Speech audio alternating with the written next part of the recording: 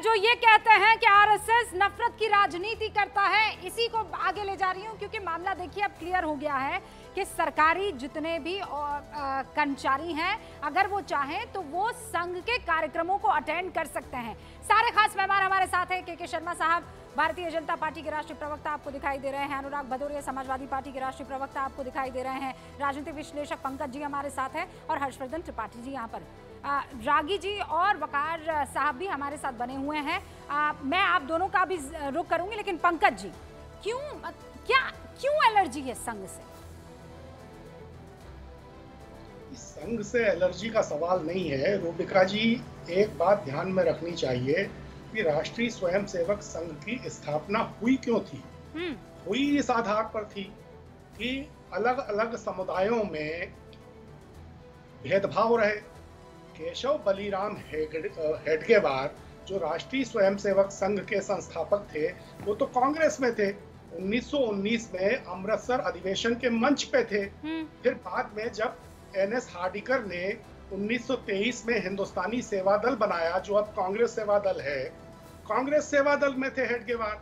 क्यों अलग होके उन्होंने 2 साल बाद 1923 में कांग्रेस सेवा दल बना, 1925 में क्यों राष्ट्रीय स्वयंसेवक संघ की स्थापना की थी? इसलिए की थी कि उन्होंने कहा कि मैं कांग्रेस की सर्वसमावेशी राजनीति से मेरा मन नहीं मिलता है। मैं हिंदुत्ववादी राजनीति करना चाहता हूं।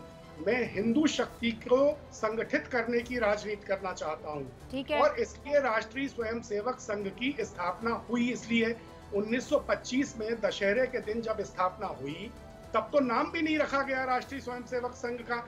1 साल बाद अप्रैल 1926 में राष्ट्रीय स्वयंसेवक संघ नाम रखा है। आपकी इन दो बातों पर दो लोग जो हैं वो अपना हाथ खड़ा कर चुके हैं, जवाब देना चाहते हैं। पहले मैं हर्षवर्धन जी आपका रुख करती हूँ और उसके बाद रागी जी आपका। तीनों स्क्रीन पर रहेंगे तब तक। हर्षवर्धन जी, देखिए रूबिका जी, पंकज जी, आप ही की बात का काउंटर या शायद वो आपका समर्थन करें, जो भी है। हाँ हर्षवर्धन। देखिए पंकज जी पुराने पत्रकार रहे, अब तो खैर वो विशुद्ध कांग्रेस में है। वो तो शायद कमलनाथ जी की सरकार में कुछ भूमिका में भी थे, अब शायद फिर से इधर आ गए होंगे। पढ़ते लिखते हैं, लेकिन उन्होंने पढ़ लिख के थोड़ा सा गोल कर दिया। शब्द उन्होंने क्या चुना? जो शब्द राष्ट्रीय स्वयंसेवक संघ और भारतीय जनता पार्टी सर्वसमावेशी, अगर कभी आप किसी कांग्रेस नेता के मुंह से, मैं चुनौती दे रहा हूं, एक भी ऐसा कोई सर्वसमावेशी शब्द संघ के स्वयंसेवक के अलावा, हमको तो लग रहा पंकज जी भी कभी शाखा गए हैं, ये भी संघ ही रहे हैं। दरअसल हेडगेवार जी ने क्या कहा था? डॉक्टर केशव बलिराम हेडगेवार जो 1930 के जंगल सत्याग्रह में शामिल हुए, जो अंग्रेज सरकार से लड़ रहे थे, जो उन्होंने क्या कहा? उन्होंने कहा ये हमारा देश तो गुलामी से आजाद हो जाएगा, लेकिन ये जो कांग्रेस की स्थिति है ये एक दिशा में जा रही, सरकार बना लेंगे, सरकार चला लेंगे, अंग्रेजों से अंग्रेज वो गए, दूसरे अंग्रेज, व्यक्ति निर्माण कौन करेगा? और पाकिस्तान बटा, पाकिस्तान हिंदू मुसलमान जिस तरह से लड़ रहे थे, और उनका ये कहना था कि अगर हम आने वाले समय के लिए, अपने देश के लिए, भविष्य के लिए लोग नहीं तैयार करेंगे, इसलिए हम राजनीति में नहीं जाएंगे। वो राजनीति में नहीं गए। जो कहा हेडगेवार जी ने, आज वो वटवृक्ष दिख रहा है, और पंकज जी अच्छे से जानते हैं, इसीलिए शब्दों को तोड़ मरोड़।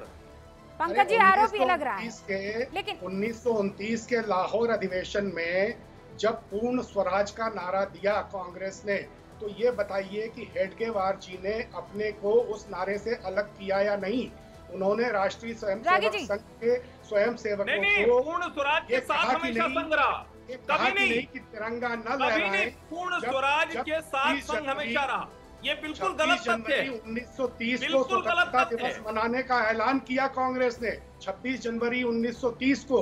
तो हेडगेवार जी ने स्वयंसेवकों से कहा कि तिरंगा न लहराएं, ओके सर, मैं चाहती हूँ पंकज जी, हर्षवर्धन त्रिपाठी जी, अनुराग जी, असीम वकार जी, के शर्मा जी और रागी जी, आप सबसे गलत कह रहे हैं। ये जो तिरंगे वाला, ये जो तिरंगा, क्या आप लोग तिरंगा नहीं फहराते? रागी जी, मैं चाहती हूँ संक्षेप में अपनी बातें रख लीजिए, क्योंकि अब हम सेकंड फेज में आ चुके हैं बातचीत के, इसलिए मैं चाहती हूँ कम शब्दों में जल्दी जल्दी ये जो सवाल आ रहे हैं उनका जवाब। रागी जी 30 सेकंड सर। रूबिका जी, पहली